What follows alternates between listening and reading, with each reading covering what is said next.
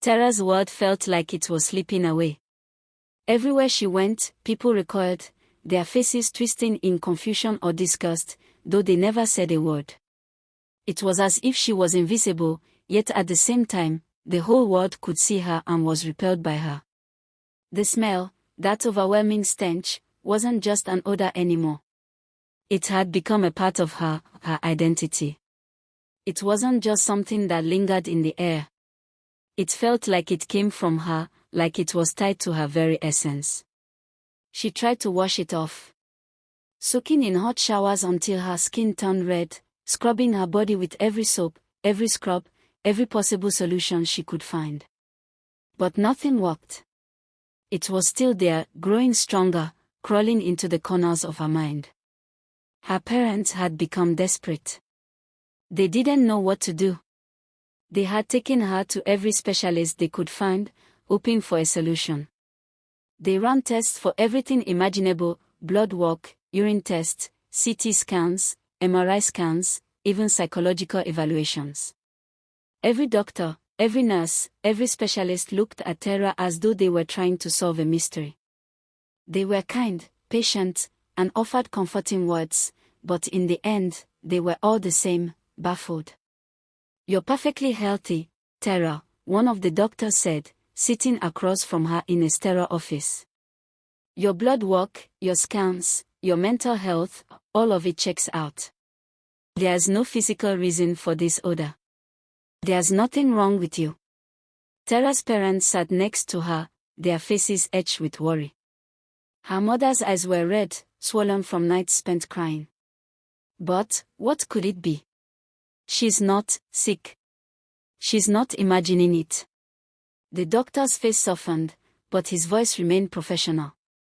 "It's possible this is something psychological. Maybe a deep-seated anxiety or trauma could be causing a physical manifestation of something. Sometimes, stress can cause people to experience phantom sensations or odors." Tara looked down at her hands, shaking slightly. Phantom sensations. How could they think that? She wasn't imagining this. It wasn't in her head. The smell was real. She knew it, could smell it clinging to her skin, to her clothes. No matter how many times she brushed her teeth or washed her hands, it wouldn't go away. The doctor's words did little to comfort her, and as they left the hospital that day, Tara felt more lost than ever. Every piece of her life that she had once felt sure of seemed to be disintegrating before her eyes. She couldn't escape the feeling that she was becoming a ghost, half there, half not, and the world was moving farther and farther away from her. At home, things only grew worse. Her parents, still hopeful for answers, tried to convince her that they were doing everything they could. But Tara could see it in their eyes, the fear, the worry. They no longer knew what to believe. They no longer knew what to do. And every time someone asked her about the smell, whether it was a family friend, a neighbor, or even a stranger, Tara's heart would pound with anxiety. The questions always came in the same gentle tone, as if they were afraid to ask but had no choice. "Are you okay, Tara? You're little off today." Tara tried to avoid conversations as much as she could. Every word she spoke seemed to make it worse, the smell, the feeling. She began retreating into silence, avoiding gatherings and conversations altogether, staying at home, trying to protect those around her from the rot that had become her existence. But the smell. It was no longer just a physical presence. It had begun to invade her thoughts, her dreams. At night, when she closed her eyes, she could feel it, the decay. She dreamt of being trapped in a dark room, surrounded by thick, suffocating air. The smell would grow stronger in her dreams, and it always ended the same way, the feeling of something dying, not just around her, but inside her. And then, one evening, it happened again. Tara was sitting at the kitchen table, absent-mindedly flipping through a magazine, when she felt the familiar twinge of unease crawl up her spine. She looked up at the window. The sun was setting, casting long shadows across the floor, and for the briefest moment, Tara saw it again, the figure. The old woman, standing just outside the window. Her heart stopped. Her throat went dry, and for a split second, Tara thought she might pass out. She blinked, and the woman was gone. The kitchen felt colder, darker. Tara stood up shakily, her body frozen in place. She could feel the weight of the moment bearing down on her, the whisper of the woman's presence still lingering in the air. She opened the back door, stepping into the backyard, her breath visible in the cool evening air. The smell still clung to her, like it had become part of her. She spun around, desperate to escape it, but the air around her felt too thick, too heavy. "Tara," her mother called from the door. Tara turned to find her mother standing there, her face pale and full of concern. "What are you doing out here? Are you okay?" But Tara couldn't answer. Instead, she felt the earth beneath her feet shift. The ground trembled beneath her, faint at first, but unmistakable. She turned to look at her mother. "Something's wrong." "Something's happening," Tara said, her voice barely above a whisper. Her mother looked at her with a mixture of confusion and dread, but Tara didn't wait for an answer. She turned and ran. She ran through the yard, across the street, her mind racing. Every step felt like a dream, every breath strained and shallow. The world felt warped, off balance. The smell, that smell, was stronger than ever now, suffocating her. And then, as she turned the corner, she saw the old woman again. She was standing in the middle of the street, facing Tara, her eyes locked onto hers, as if she had been waiting for her all along. Her face was still hidden in shadow, but Tara could feel her gaze drilling into her soul. The air around Tara grew thick, and her chest tightened. The woman had been right. It's time.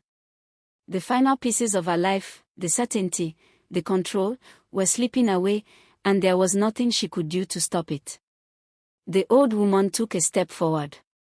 And Tara knew, without a doubt, that whatever was about to happen, she wasn't ready for it. Tara's world shrank with every passing day.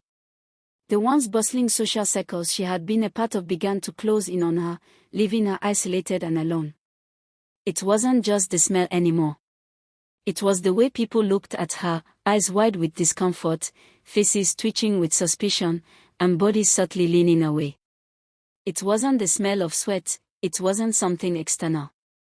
It was something deeper, something that had come from within her, and people could sense it.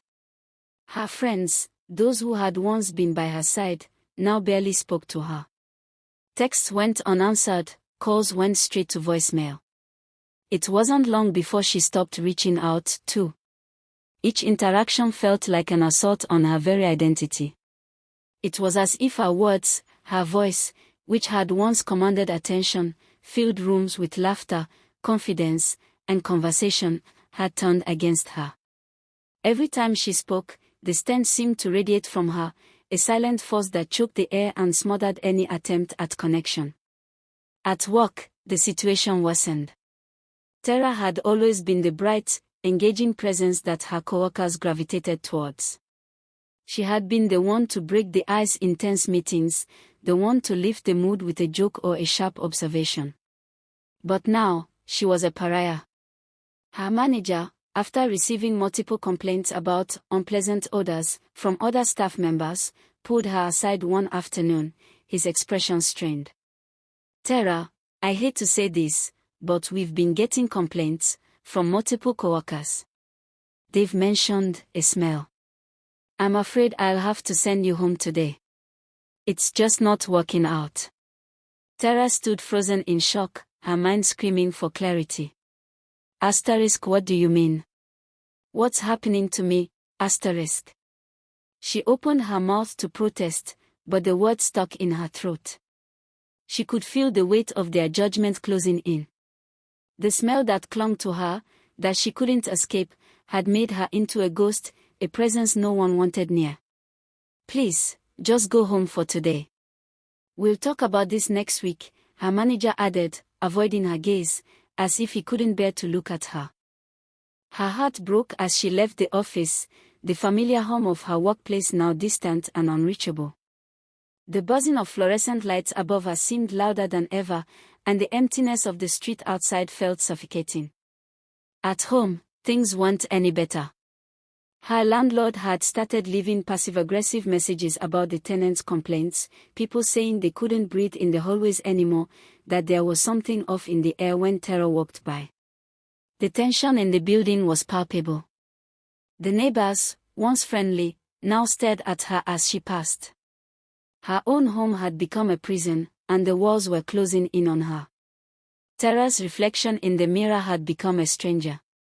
She no longer recognized the girl who had once stood proudly in the world, full of ambition and dreams. She had become a shell, hollowed out by the isolation, the judgment, and the overwhelming presence of something wrong inside her.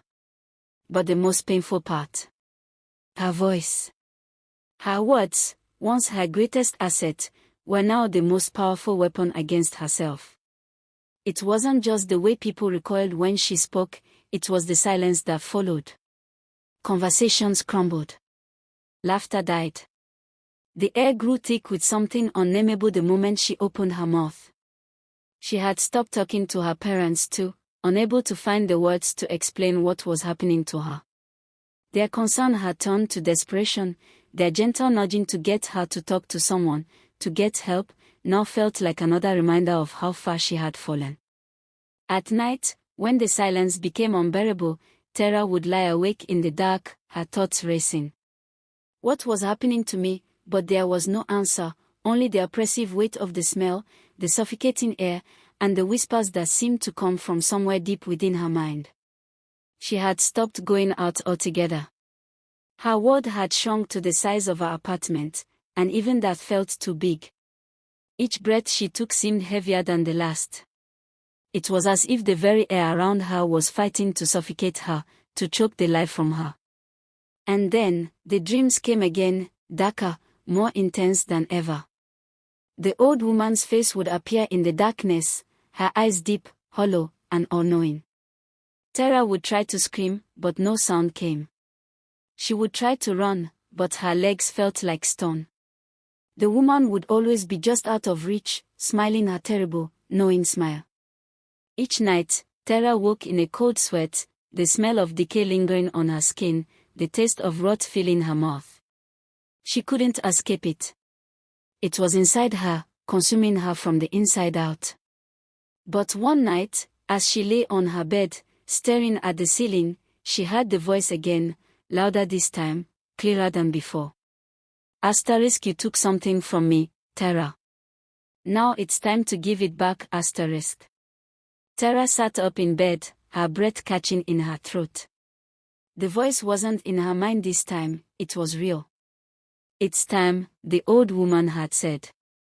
And Tara knew, deep in her bones, that the moment was coming. She had no idea what it was, no idea how to stop it. But the old woman was coming. And when she arrived, Tara knew there would be no turning back. And as the world outside grew quieter, as people continued to shrink away from her, Tara could feel the time running out. She had to face it. Whatever this was, whatever she had done, it was time to give it back. But the question remained, asterisk, was she ready to face the consequences? Tara's breath caught in her throat as the herbalist's words settled over her like a weight she couldn't lift. Asterisk, this is not an illness of the body. What clings to her is older than medicine. She is cursed by an old woman, it is something unfinished. Asterisk. Her heart thudded painfully in her chest. A curse. Tara had heard whispers of such things, old superstitions, things her parents had told her were the stuff of folklore. But the herbalist's voice was calm, steady, like he was stating a simple fact, not a wild tale. She stared at him, unsure whether to laugh or cry. But his eyes, those tired, aged eyes, held something deeper. He wasn't mocking her. He wasn't offering false hope. He was speaking with the authority of someone who knew. The small, dimly lit room around her felt suffocating, the stench of decay heavier than ever. Tara squirmed in her seat, feeling the room close in on her, the air too thick to breathe properly. She wanted to say something, to ask him what he meant, but no words came. Finally, the herbalist broke the silence. "The old woman, she did this to you. And now, it is your responsibility to undo it." Tara's heart dropped. "Undo it," she repeated, her voice trembling. "How? I don't even know who she is. I don't know what she wants." The herbalist leaned forward, his gnarled hands resting on the table. His eyes softened, but there was a weariness to them, as if the answer he was about to give weighed heavily on him. "You must go to her. Find her. Complete what was left unfinished." Tara's mind spun. Asterisk find her. Complete what was unfinished, asterisk it all sounded like nonsense. How could she find someone she barely knew? A woman who had cursed her for reasons she didn't understand, who had disappeared into the ether, leaving nothing but a foul scent and a haunting presence behind. Tara started, but the herbalist raised his hand, silencing her. "You will find her," he said firmly. "She is not far. She is tied to you, and you to her. But time is running out. You must act before it's too late." Tara shook her head. "What do you mean by, before it's too late? What will happen if I don't?" The herbalist stared at her with eyes that seemed to pierce through her very soul. "You will lose yourself, Tara. The curse, it will consume you. The smell, the decay, it's only the beginning. The longer you wait, the more you will fade. Until there's nothing left." His words sank into her like stones, heavy and cold. Fading, was this what was happening to her? Was she losing herself, piece by piece? Tara looked at her parents, who stood in the doorway, their faces a mix of hope and fear. They had done everything they could to help her, and now they were turning to someone who spoke in riddles and ancient curses. She could see the desperation in their eyes, the silent plea that she do something, anything, to fix this. Tara felt the weight of their gaze on her. They were all relying on her now. And for the first time in days, she realized that maybe, just maybe, this wasn't something that could be fixed with modern medicine, with pills or scans or therapy. Maybe this was something beyond that, something ancient, something that no one could explain. The herbalist's voice brought her back to the present. "You must go. Find her. And when you do, you will understand what must be done." Tara looked down at her hands. Her fingers were trembling. She didn't want to do this. She didn't want to go out there, to face whatever curse had been cast upon her. But the thought of continuing down this path, of letting the smell consume her, of losing herself completely, she couldn't bear it.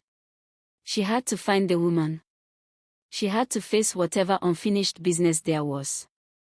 "Where do I find her?" Tara asked quietly, her voice barely more than a whisper. The herbalist nodded, as though he had been waiting for her to ask. "She is close. The market where you first saw her, the fabric store. Go there. The answers will be waiting for you. But be warned, Tara," he added, his voice turning grave. "What you seek may not be what you expect. And the price for completing what was left undone will not be small." Tara swallowed hard, the lump in her throat growing. Her mind was a swirl of confusion, fear, and determination. Could she really do this? Could she face the woman who had cursed her, the woman who had been the source of all her torment? But as she met the herbalist's tired eyes again, she knew there was no other choice. She had to go. She had to face whatever awaited her. "Okay," she said, her voice steadying with resolve. "I'll go." The herbalist didn't smile, didn't nod, but there was a flicker of something in his eyes, a quiet approval. "Then go quickly, Tara. Time is running out." Tara turned to her parents, who were both looking at her with a mixture of hope and fear. Her mother reached out to touch her arm, her grip firm yet gentle. "Are you sure, sweetheart. Tara nodded. I have to. I have to do this. For all of us. With one last look at the herbalist, she turned and left the small room. Her parents followed close behind, but Tara could feel a change inside her. For the first time in weeks, she felt a sliver of purpose. The old woman, the curse, was waiting for her. And whether Tara was ready or not, she had no choice but to face whatever unfinished business she had with her. And as she stepped out into the night, the air felt lighter. Not because it had changed, but because she had finally made the choice to confront it. Tara sat up in bed, drenched in sweat, her heart pounding wildly in her chest. The nightmare clung to her like a suffocating fog, the empty marketplace, the shadows, the hollow eyes of the old woman, all of it felt too real. The woman's whisper echoed in her mind, her voice like dry leaves scraping against the earth, "You laughed at my pain." Tara's body shook as she gasped for air, her lungs struggling to breathe. The room around her felt thick with the scent of decay, as if the nightmare hadn't ended, but had followed her into waking life. Her mouth tasted bitter, like rust and rot, and the air around her seemed charged with something dark, something that refused to leave. It's real, she thought, all of it is real, the woman, the curse, the smell, everything was connected, and it was all her fault. Tara couldn't stop trembling. Her hands gripped the sheets as she leaned forward, gasping, trying to make sense of it all. The old woman's face, those eyes that saw everything. Tara had thought she was just laughing at the woman, mocking her. But now, she realized the truth. Tara had wronged her in some way. She had unleashed something that she couldn't control. And it was all coming back to haunt her. Then, through the haze of panic and fear, she heard the door open. Her mother's voice, thick with worry, cut through the silence. "Tara. Honey, are you okay?" Tara looked up, her eyes wide with terror, her breath still shallow. Her mother rushed to her side, her hand soft but firm as she pulled Tara into an embrace, trying to comfort her. But Tara couldn't find any comfort in her mother's arms. The smell was still there. It lingered. It choked her, even as her mother held her close. I can't breathe," Tara gasped. Her voice was hoarse, as if she had been shouting for hours. "It's too much, Mom. I don't know what's happening to me." Her mother pulled back, holding her shoulders gently, searching her face. "Tara, you're scaring me. You're shaking." Tara's eyes were wide, filled with unshed tears. "I'm sorry. I'm so sorry," she whispered, her voice breaking. I didn't know. Her mother's brow furrowed in confusion. "What are you talking about, sweetheart? What didn't you know? What's going on?" Tara's hands were shaking uncontrollably now. She tried to speak, but the words were caught in her throat. She had kept everything hidden, burying it deep inside. But the nightmare had cracked her open, and now there was no turning back. She had to tell her mother. She couldn't keep carrying this alone. I laughed at her," Tara said, her voice small, barely a whisper. "The old woman in the market. I laughed at her. And now everything's falling apart. I think she cursed me." Her mother blinked, clearly startled. "What do you mean? Who? What curse, Tara? This doesn't make sense." Tara's breath was ragged as she pulled away, standing up shakily and pacing. "She's the one, Mom. The smell, the dreams, the shadows. She's been following me since that day. I mocked her, I made fun of her, and now she's doing this to me." Tara paused, her voice breaking again. "I think I've ruined everything."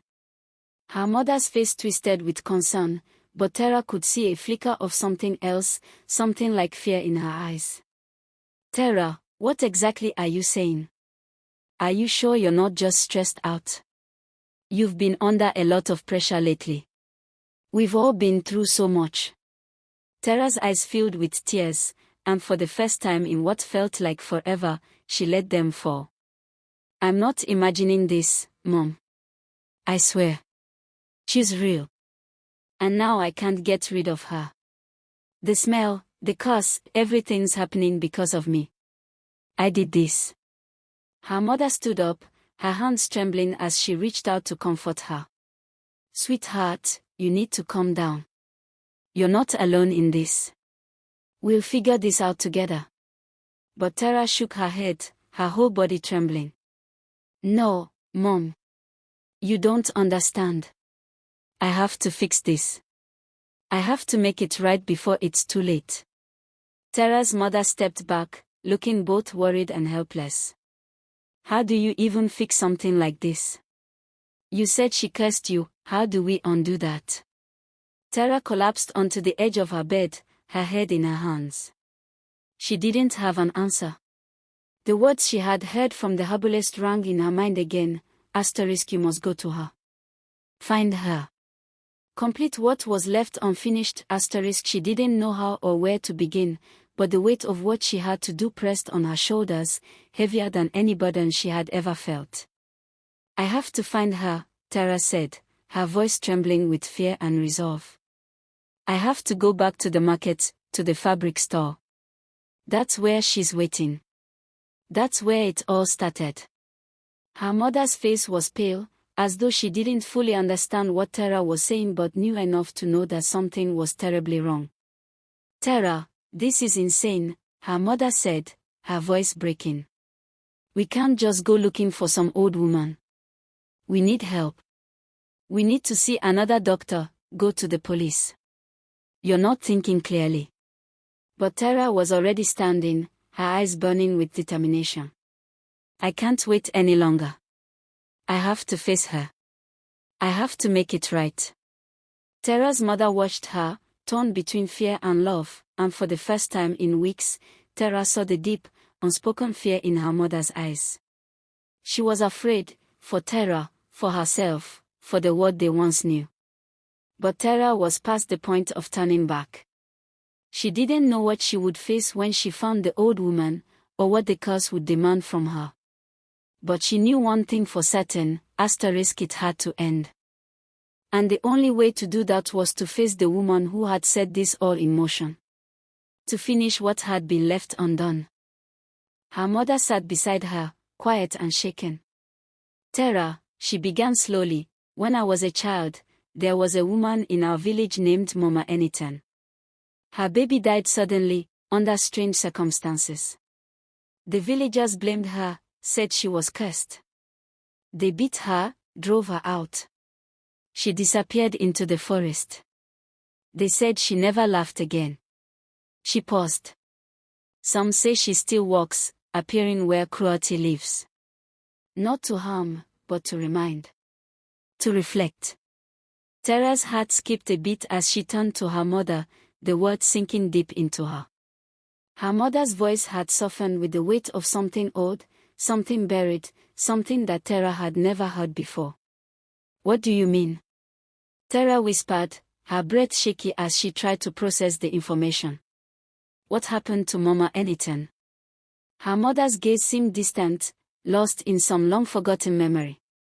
She looked away, her hands folding tightly in her lap. I don't know what happened to her, she said softly. The villagers said she wandered into the forest, never to be seen again. But some say her spirit lingers, searching for those who have wronged others, those who have caused pain. They say she doesn't come to hurt, but to remind. To make people feel the weight of their cruelty. Tara felt a cold shiver creep up her spine as she listened to her mother's story. The words seemed to echo in the room, bouncing off the walls, creating an atmosphere of something far older than the modern world she had once known. Do you think this is what's happening to me? Tara asked, her voice barely audible. Do you think I've become like her? Her mother turned to face her, her eyes filled with sorrow, but also something else, something that made Tara's heart race. I don't know, sweetheart. I don't want to believe it. I want to believe that there's a logical explanation for everything. But, her voice trailed off as she searched for the right words. When you told me about the old woman, and what she said to you, it sounded like the same kind of thing. Tara sat frozen, the weight of her mother's words pressing down on her chest. Asterisk to remind. To reflect, asterisk the old woman, was she the same? Was she a curse, an echo of pain from the past, bound to haunt those who had wronged others? The smell, the whispers, the dreams, it all made sense now. Tara had mocked the woman, laughed at her suffering, and now she was being forced to face the consequences. Her mother continued, her voice trembling slightly. Mama Enitan was never seen again after that day in the village. But some say they felt her presence, heard her voice on the wind, reminding them of the pain they've caused. A curse, not of death, but of reflection. To make them understand the consequences of their cruelty. Tara closed her eyes, her hands trembling in her lap. Her mind spun with the story, the connection between the old woman and Mama Enitan. Was this her punishment for her laughter, for her cruelty? Tara had mocked the woman, had she, too, become the target of this endless cycle of pain and reflection? Her mother's voice broke through her thoughts. I'm not saying you've done something terrible, Tara. I'm not saying you deserve this. But there's something in this story. I don't know if it's real, but it feels like what's happening to you. You've been marked by something older than us. And to undo it, to make it right, you have to go to her. You have to find her. Tara looked at her mother, confusion and fear clouding her vision. But I don't know where she is. I don't know how to undo this. Her mother reached for her hand, her grip warm but hesitant. You've already been where she lives, Tara. The marketplace. The fabric store. It's where it all began. You said you saw her there. I think you need to go back. Tara nodded slowly, her heart pounding in her chest. There was no other choice. She had to go to the marketplace. She had to face the woman who had cursed her, who had seen her, and find a way to make things right. I have to fix it, Tara said quietly, her voice filled with determination. I have to go back. To the market. I have to face her. Her mother squeezed her hand, her eyes filled with both worry and love. I know you do, sweetheart. I'll be here, no matter what. But remember, it's not just about undoing a curse.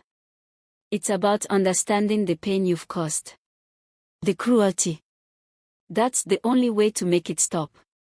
Tara stood up, her knees weak but her resolve stronger than ever. She knew what she had to do.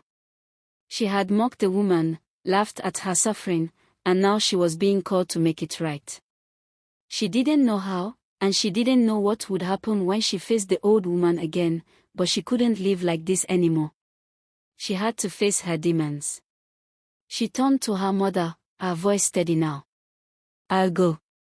I'll make it right. Her mother gave her a soft smile, though her eyes were filled with unspoken fear. Be careful, Tara. And remember, this isn't just about fixing the curse. It's about understanding the pain you've caused, and facing it head-on. Tara nodded. The words didn't make the task any easier, but they gave her a purpose, a reason to keep moving forward. As she left the house, stepping into the cold night air, the world around her seemed to hold its breath. She didn't know what awaited her in the marketplace or what she would find, but one thing was certain, she couldn't run from this anymore. The old woman, the curse, the pain, they were waiting for her. And she was going to face them, no matter what it cost. Tara stood in the middle of the marketplace, the vibrant colors and chatter around her fading into a blur. The familiar hustle of vendors selling their wares, children laughing, and the hum of life seemed distant, like a world that no longer belonged to her. She was a stranger here, a ghost among the living, her silence louder than the sounds of the crowd. Her breath came in shallow gasps as she approached one vendor after another, asking about the old woman who had cursed her. Have you seen an old woman, someone with tattered clothes, who sells fabrics? Tara asked each time, her voice trembling. But the answers were the same. No one like that here, one vendor shrugged. Another one just shook their head. No recognition. No recollection. It was as if the woman, who had haunted her dreams, filled her mind with fear, and bound her to this terrible curse, had never existed. Desperation clawed at Tara's throat. She could feel the weight of the smell creeping up with every word she spoke. Her voice seemed to carry the stench of rot, as though her very breath was infected by something ancient and unforgivable. Each time she opened her mouth, the decay grew stronger. The air around her thickened with the scent of death and forgotten sorrow. She took a step back, overwhelmed by the crushing weight of it all. She turned to leave, but a small voice stopped her. She comes only to the cruel. Tara froze, her heart skipping a beat.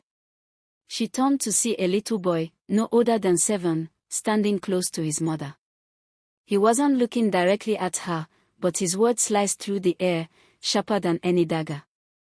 His mother didn't seem to notice, distracted by a basket of fruit, but Tara's eyes locked onto the child. There was something in his eyes, a recognition, a knowing, that made her stomach churn. She comes only to the cruel, Tara repeated under her breath, her voice barely audible. The words felt like a brand on her skin. The cruel. Her hands trembled, and tears welled up in her eyes. She was cruel. She had been cruel, hadn't she? She had mocked the old woman, laughed at her pain, and now she was paying the price. The curse, the smell, the isolation, it was all because of her actions. Thanks for watching. I hope you learned something from this video. If yes, kindly drop on the comment section to know what you learned, and also give the video a thumbs up. If you have not subscribed, kindly do so. Stay tuned for the next part. Thank you.